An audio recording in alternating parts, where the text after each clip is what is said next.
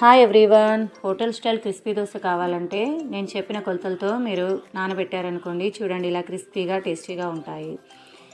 ముందుగా ఒక గిన్నెలో 2 గ్లాసులన్నర బియ్యం ఏ గ్లాస్తో అయితే తీసుకున్నారో ఆ గ్లాస్తో 1 గ్లాస్ మినపప్పు, హాఫ్ గ్లాస్ శనగపప్పు, హాఫ్ గ్లాస్ పెసరపప్పు, ఇంకా 1 టేబుల్ స్పూన్ మెంతులు, ఇలా అన్నింటిని వేసి 2-3 సార్లు కడిగి 4-5 గంటలు నానబెట్టుకోవాలి. తర్వాత గ్రైండ్ చేసి పిండిని ఓవర్ నైట్ నానబెట్టాలి. చూడండి ఇలా అది పులుస్తుంది. ఈ పిండితో కనుక దోశలు వేశారనుకోండి క్రిస్పీగా టేస్టీగా ఉంటాయి. ఇందులో మెంతులు వేయడం వల్ల కొంచెం క్రిస్పీనెస్ ఉంటాయి, కొంచెం రెడ్గా కూడా వస్తాయి. Thanks for watching.